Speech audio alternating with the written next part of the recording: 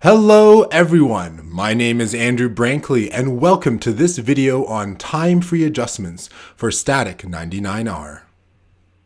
This video has been rated intermediate.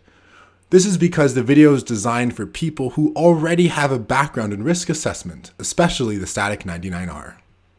If you have any questions or comments about the content or use of this video, please comment below or email me directly. This video is based on this 2017 paper by Hansen and colleagues, as well as this 2014 paper. The links to both papers are in the comment section below. Time improves many things.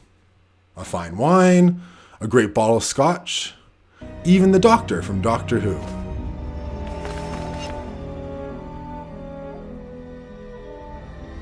No. Please don't change.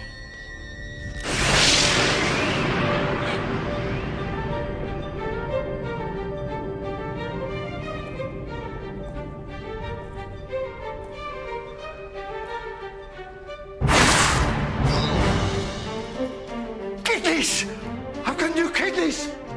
I don't like the colour. Of your kidneys. What's happening? Well, I guess nothing's perfect. You have to take the rough with the smooth. But time is also relevant to the measurement of risk. And that makes sense. As you tick off days your clients have been offense-free in the community, you begin to have more confidence that he's going to stay that way. Doubtful? That's okay. Let me show you some results from the 2014 paper. On this figure, we have the year offense-free on the x-axis and the percent of individuals who have not sexually reoffended on the y-axis. Then we can divide up the sample into the lowest risk guys, moderate risk guys, and the highest risk guys. As you can see, the highest risk group, the red line, has a steeper slope because they reoffend more quickly than the other two groups. But now let's look at all the guys who have made it 5 years offense-free in the community. You can see the slopes are not quite as steep.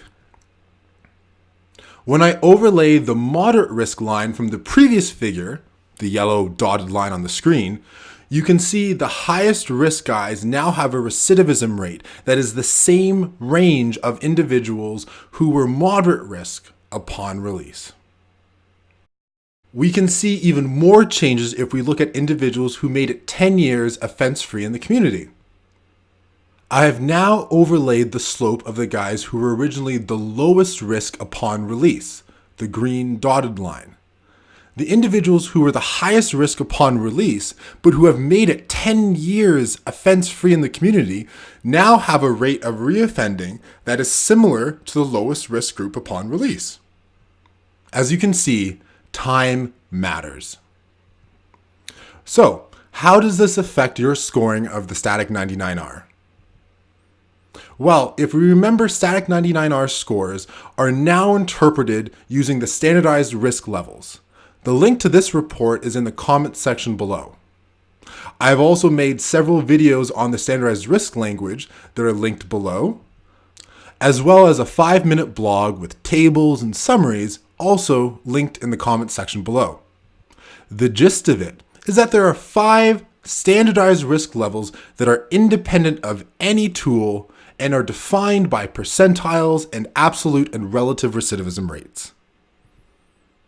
So this is the table we are going to use to make time-free adjustments to Static-99R. On the x-axis, you have the years sexual offense-free in the community, and on the y-axis, you have Static-99R scores.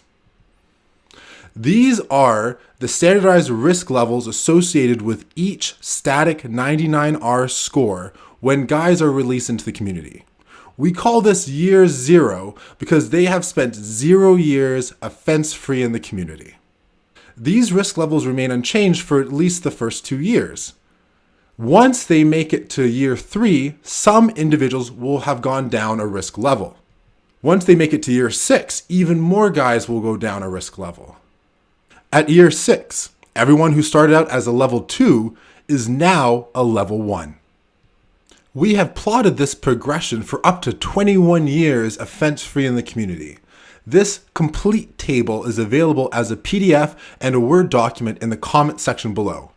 I recommend you print it off and keep it with you in your static manual. That's what I do. Let's walk through an example. You have a client named Cliff. What? That's a name people have, right? Let's take a roll here. Jay Quellen. Where's Jay Quellen at? No Jay Quellen here? Yeah. Do you mean Jacqueline? Okay, so that's how it's gonna be. Y'all wanna play? Okay then. I've got my eye on you, Jay Quellen. Anyways, Cliff has a score of 6 on the Static-99R. So the first thing you can do is ignore all other rows except this one. Cliff has been offense-free in the community for 10 years. Good for him. So now you look at the 10-year column. In the absence of other information, Cliff's recommended risk is now at a level 3, 2 levels below what he was upon release. I often get asked, what happens if someone has new non-sexual offenses? This is a great question, and we have the answer. There are 2 ways you can compensate for new non-sexual recidivism. The first thing you can do is subtract 3.3 years from their time offense-free in the community. This would bump Cliff back to approximately the 6th year. The other way of making the adjustment is by adding 1.5 static points to their total score. Subtracting 3.3 years or adding 1.5 static points has the same effect. In the absence of other information, if Cliff reoffends non-sexually after 10 years offense-free in the community, he should be supervised at a level 4A. If you want to read more about how this was accomplished, I suggest you look at page 9 in the 2017 paper. Again, you can find the link to the paper in the comment section below. I hope you've enjoyed this video on time-free adjustments to the Static-99R. Please feel free to share it for training or teaching purposes. I'm happy for you to use the video or slides in your own presentation. I just ask that you leave the slides intact and reference it accordingly. Please feel free to contact me if you have any questions and comments. If you like this video, then I hope you check out my other videos and subscribe to my YouTube channel.